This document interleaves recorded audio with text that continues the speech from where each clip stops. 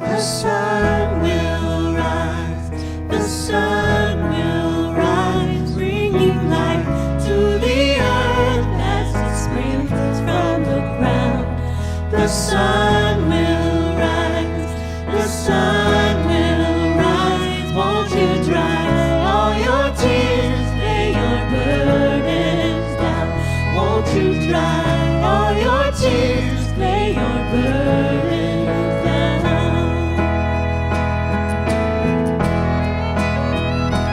The sun will rise, the sun will rise, bringing light to the earth as it springs from the ground. The sun will rise, the sun will rise. Won't you dry all your tears, lay your burdens down? Won't you dry all your tears, lay your burdens down? Won't you dry all your tears, lay your burdens down?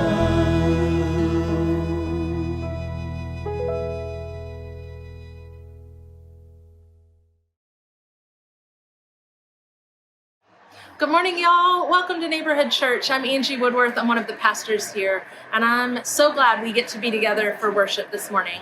I hope that you have already found what you need. The comments below should have the link to the worship guide, a link for checking in and letting us know you're here. And you can find any kind of information you need on our live stream page at neighborhoodchurchatl.com/livestream. And then throughout the service in the comments, different things that you may need will pop up. Today is the third Sunday in our cycle for this spring and summer, where we're having smaller worship gatherings and then in-person opportunities. And as long as it's not raining this afternoon, we'll all get together, or anyone who wants to join us will be invited to come meet up at the church at 3:30 this afternoon, and participate in some gardening and some trash cleanup and some different caring for creation things. Andy will tell you more about those things a little later. But right now, we want to let you know that you are welcome here. All of who you are is beloved. Whoever you know yourself to be, we believe God created you and called you good. We are so grateful to get to be your neighbors. We are so grateful to get to have the honor and gift of knowing you. And if we haven't gotten to hang out with you yet in person because of pandemic living, I hope we'll get to meet you in one of these afternoon connection times, and get to kind of know each other. There's some new folks that have been worshiping with us that y'all all haven't gotten to meet yet, and I can't wait for you to meet. That's one of my favorite parts of this job, is when all of you amazing people get to meet each other. So this afternoon will be a fun, easy time. Good for kids to come hang out, jobs for people of all abilities. So even if you're not a gardener, don't feel like you can't just come hang out. Even if all you are able to do is sit in a chair and chat with people, that'll be great. Come do it.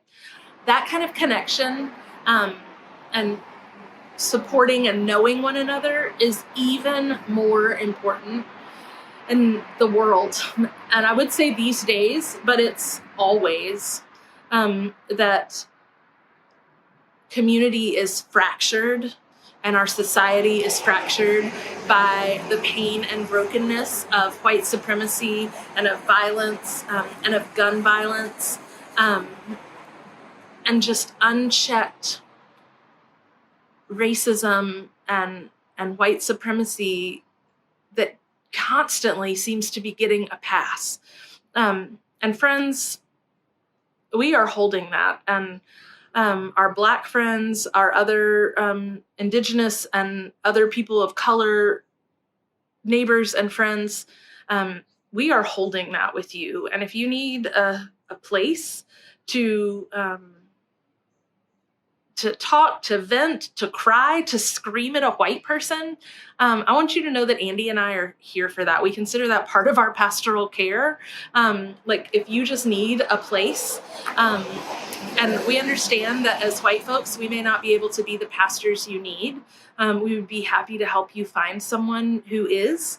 But we also are happy to hear or hold or receive anything that you need to put out to another human right now. And we are holding you in prayer. And all of us, white friends and neighbors, we need to remember our anti-racism work is never done. And if you're not sure what your next step should be, let's talk about it. The ongoing nature of this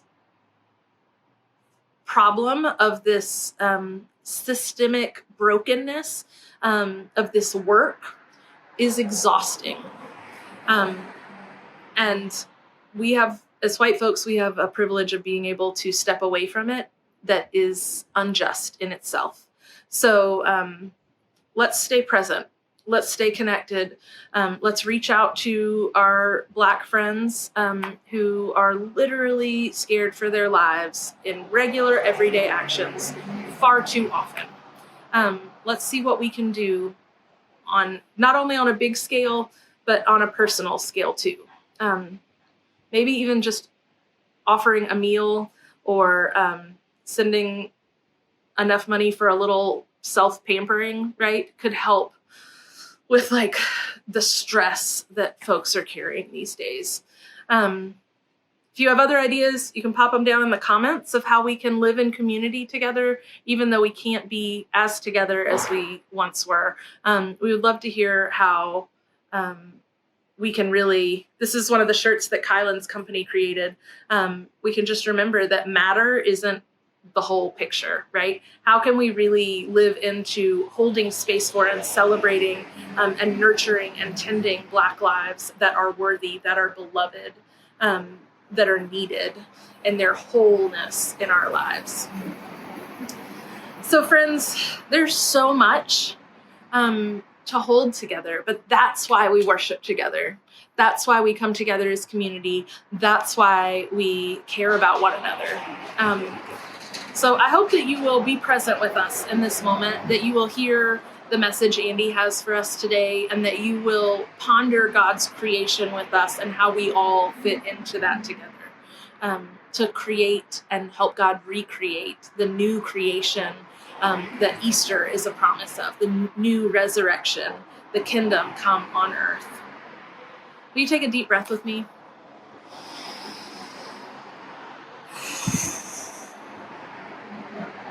You are beloved, and you are welcome here in this space. So let's bring all of who we are and worship together.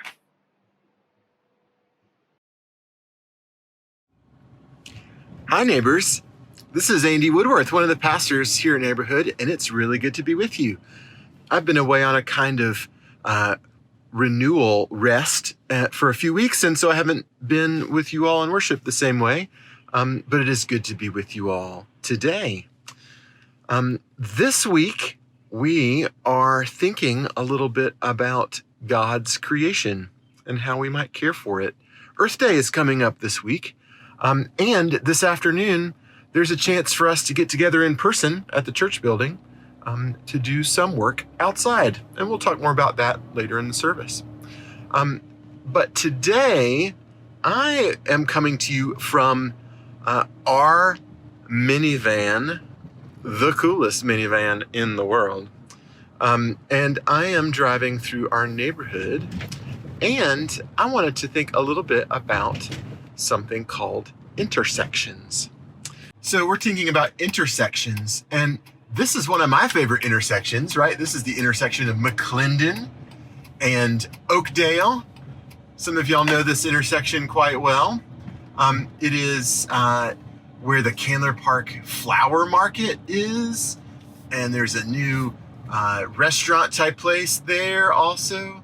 And here's an intersection just down the street, and it's one that we cross all the time when we're walking our dog, and some friends live right here.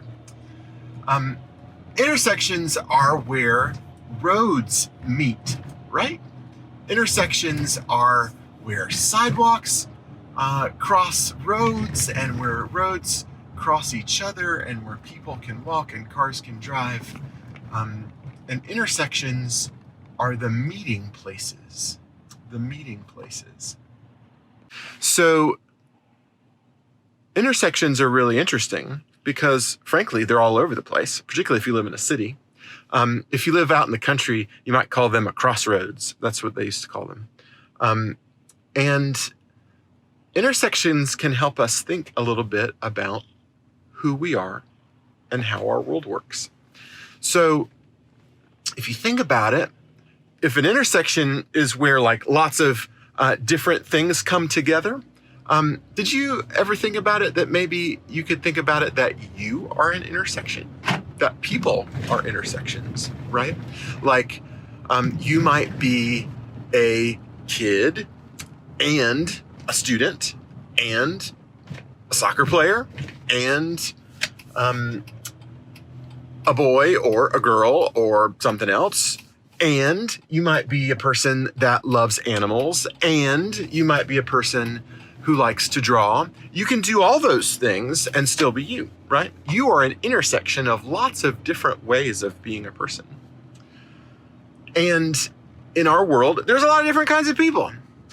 And we often talk about intersections, meaning the places where the different ways that we are people touch and connect. So people that are from different parts of the world, people that have different ethnic heritages, people that speak different languages, people that have different color skin, people who are boys or girls or whatever else, and people who love different kinds of folks, and people who like to play sports, and people who are good at math, and people who are not good at math, and people who maybe use wheelchairs, or people whose brains work in all kinds of different ways. There's so many ways of being a human being, but here is the coolest thing that I'm thinking about right now, is that the biggest intersection of all of these things is the planet Earth. Everything that, at least that I can have ever seen, maybe you're different and you've been outside of the earth, but every single person that you've ever met, every bird that you've ever listened to sing, every tree that you've ever seen, every flower that you've ever smelled, all of those things are a part of the planet Earth. You're a part of the planet Earth. One of the things that we believe is that God took the earth and made human beings. And so the earth is the biggest intersection for all of us. No matter who we are, no matter what kind of person it is, we're all connected and intersect with the earth. And that's why, among other reasons, why it is very important to take care of the earth, to make sure that the earth remains a safe home for every living thing that God made, to care for all of the human beings, that all of us intersect here on this planet, to make sure that we all have food and water and clean air, but also to make sure that all the other living things have those things too, in abundance. That's one of our responsibilities as human beings, is making sure that the world, that the earth is cared for. So this week, we invite you to do that. Try to pay particular attention to the world around you as you go on a walk, or as you hang out in your yard, as you play sports, as you do whatever you do. And also remember that all these things that you interact with in the world are things that God made and God loves, just like God loves you. And as Earth Day comes up this Thursday, learn and pay particular attention about how you and your family and your household might be a part of the team that is caring for the earth. Friends, the earth is the Lord's. The earth belongs to God just like we do. And God invites us to care for the earth. So let's do that together, friends, this week and every week. Have a great week, y'all. If we don't build it, we labor in vain. Without your spirit, we stand with no strength. I know my time is passing away, but the works of your hand is what will remain. Let the favor of the Lord rest upon us, oh Lord. Establish the work of our hands,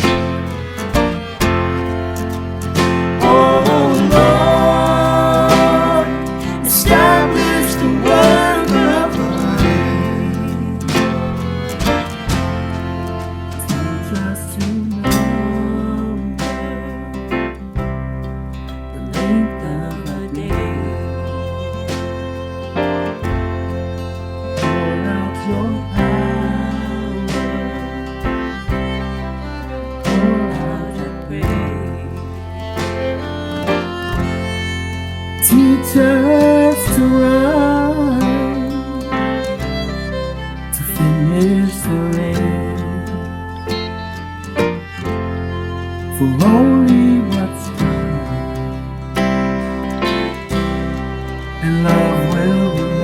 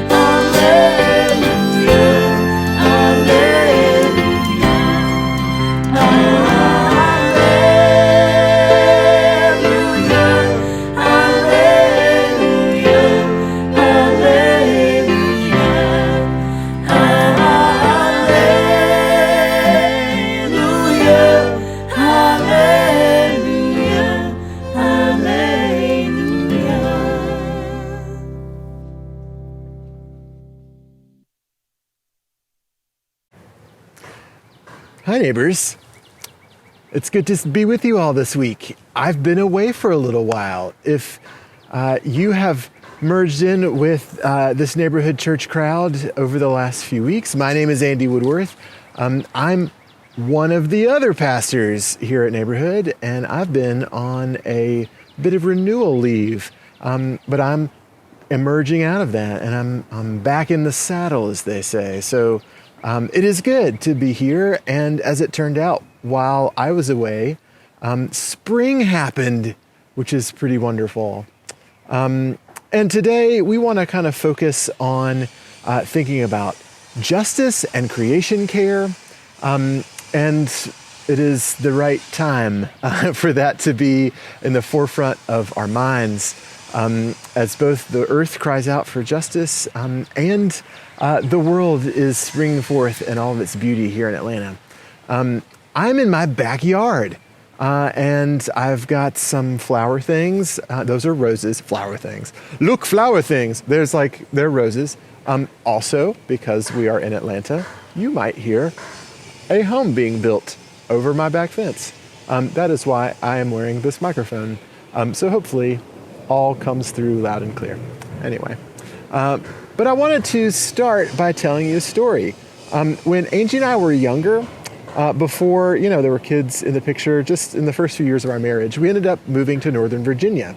Actually not very far from the home turf of the very famous Michelle Hetman and Katie Mayo. It was my first really extended period of time living away from living away from Atlanta. And I had to learn how to navigate being in a different part of the world. We lived way out in the country, so we had to get used to stocking up when we went to the grocery store, because it was like 30 minutes into town by car to get really anything.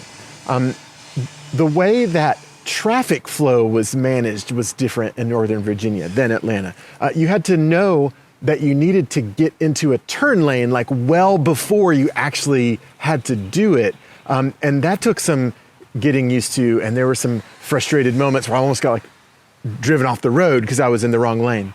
The cheese dip in the Tex-Mex restaurants was typically orange, not cream colored, as is good and natural. There was no sweet tea. But don't let me paint a negative picture. Northern Virginia, where we lived, was just absolutely gorgeous. It was this open country with rolling hills and pastures, and the air just smelled so wonderfully fresh and almost spicy. We used to say it smelled like cinnamon at a certain time of year. It was just so invigorating. It had real seasons, including snow, which was fun, and the summer was not hot very long. It got as hot as it does in Georgia, but for 2 weeks, not 4 months.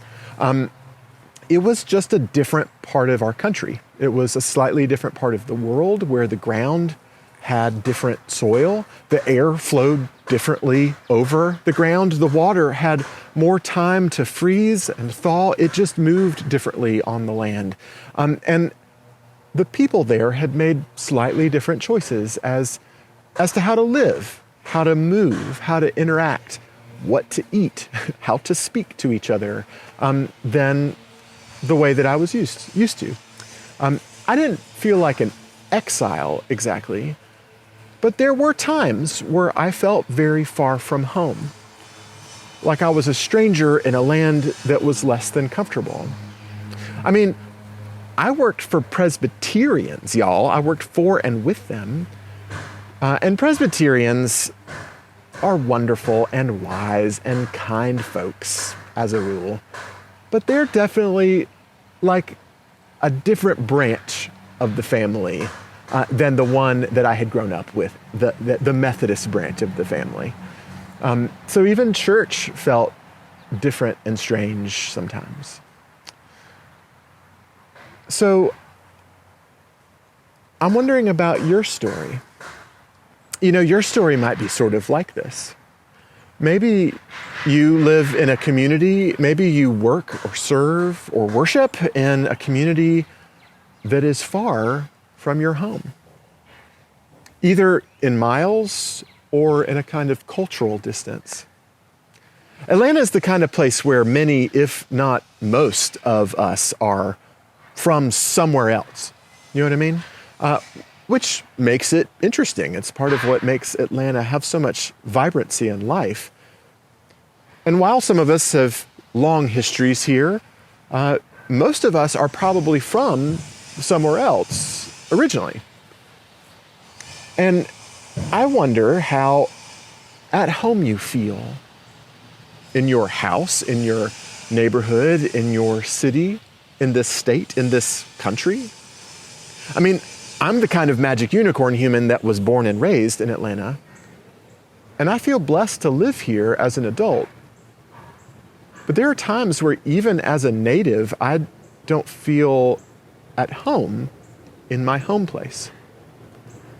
Our public life is not healthy. Our policing and our education and our housing and our economic structures are not designed to benefit everyone. And this is a feature of the design, not a bug in the system. Our church and our house are 1 block away from the massive concrete wall along DeKalb Avenue that was built to keep white communities separate from black communities. Along this line, MARTA, our rapid transit system, was built. It's a transportation system that divides Atlanta into quadrants that can't be accessed from the other ones by bus, making it difficult for people to move easily from one part of town to the other.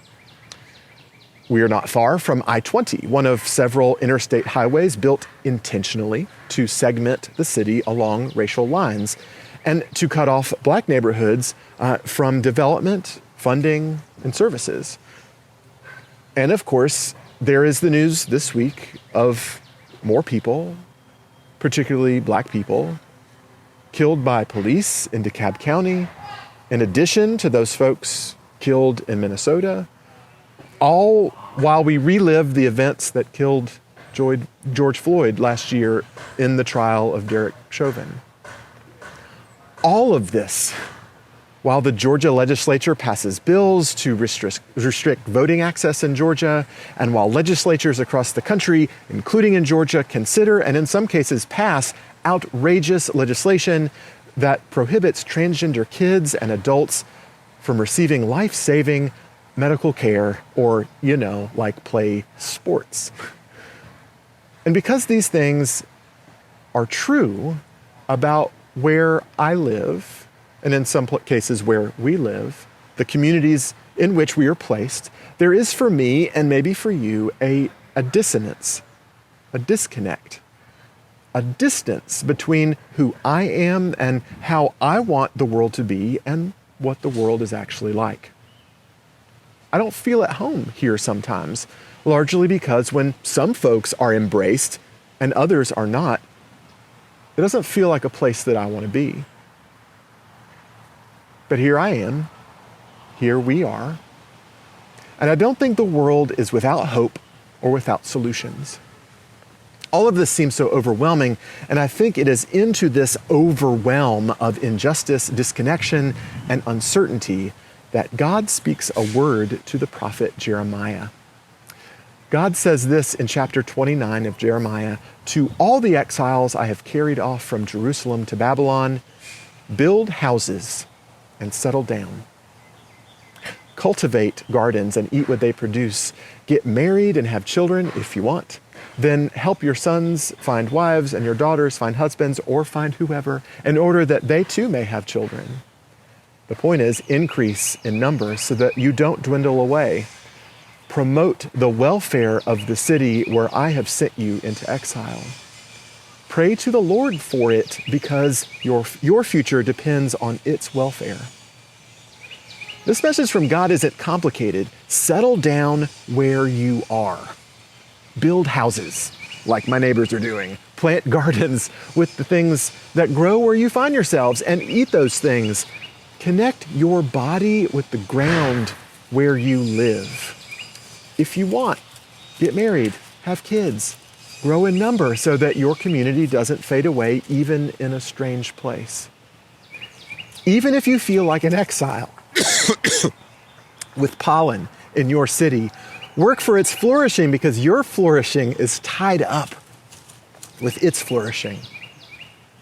Okay, here's what I hear in this and what I think we might do with it if as a starting point, if nothing else. We might feel like exiles in our own city, our own country, barely tolerated and unsafe miles from what feels like home. But God is giving us the go-ahead to dig in, to settle down, to decide that the strange land doesn't have to be a bad land. The earth is the Lord's and the fullness of it belongs to God, made by God's hands, and God is inviting us to work with God, to bring flourishing to every part of the earth. If the soil that you find yourself standing on seems like hard ground where nothing you have will grow, you can amend the soil. You can amend the things in the ground, things with nutrients. You can amend things that let water linger in the soil. You can add your uniqueness, your ideas, your identity and history and culture to the soil of a place so that more life emerges than could before. What I hear in this is that when you feel like injustice and disconnection are the land that you live in, don't run away. Dig in. Settle down, build a place for yourself to thrive. Plant gardens that produce beautiful and delicious things, spaces of life and rest and joy. Pray and work for the place in which you find yourself, because you are made to care and tend for the earth. And when you do what you are made to do, everyone will thrive. So today, maybe the world feels overwhelming, and it's filled with outrageous or heartbreaking injustice, but we can find a way to be grounded. I invite you to find some dirt. Just regular dirt from the ground close to where you spend most of your time. I'm in my backyard. This dirt is filled with pecan leaves and weeds and worms and all kinds of stuff.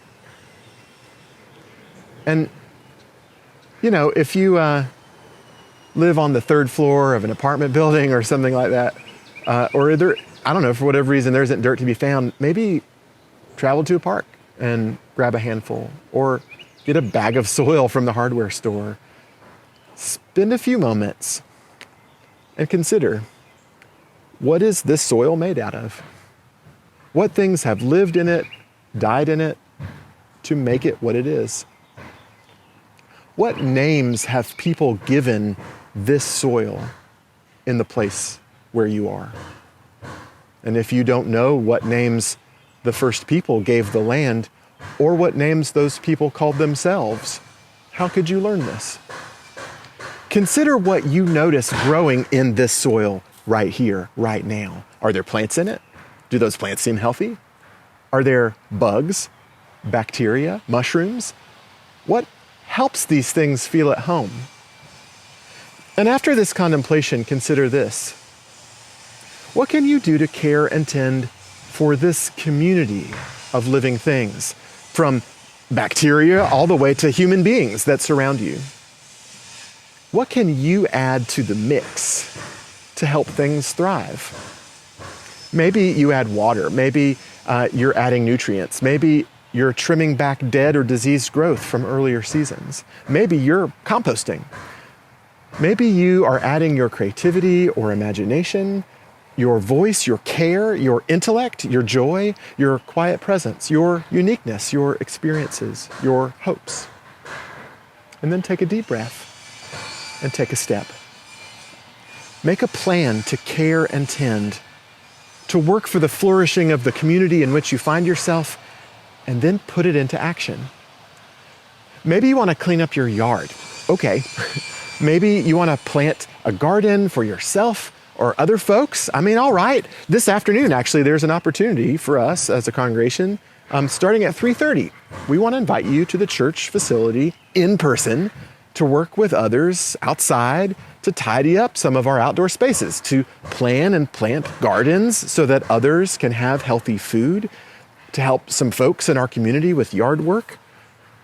Any human of any age and skill level is welcome. If you have them, bring gloves and rakes and other yard tools. I'm thinking like clippers and such.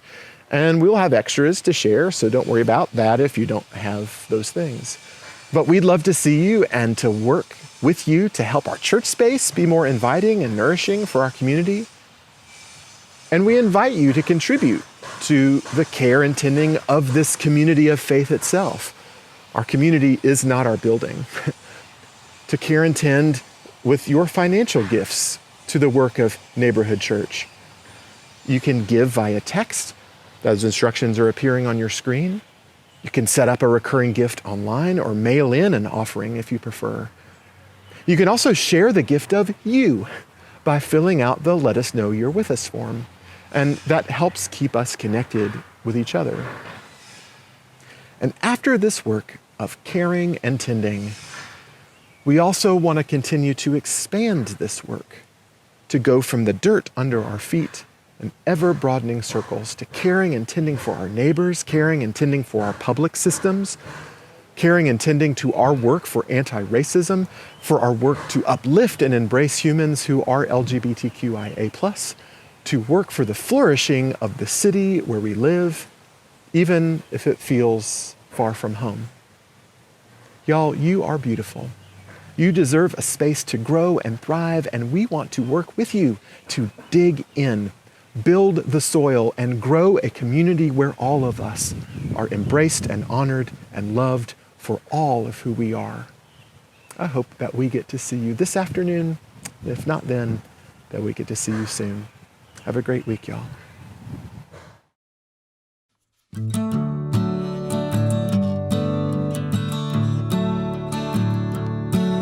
May God give you eyes to see all that is good, all that is good.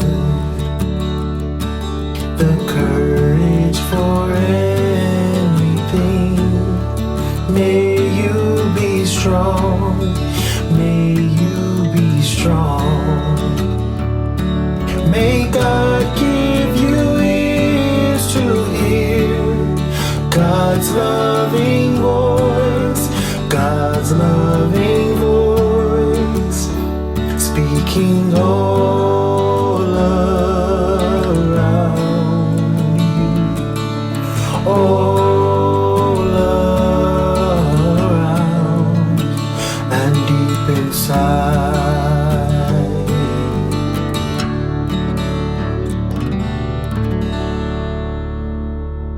Go in peace, neighbors. Have a great week.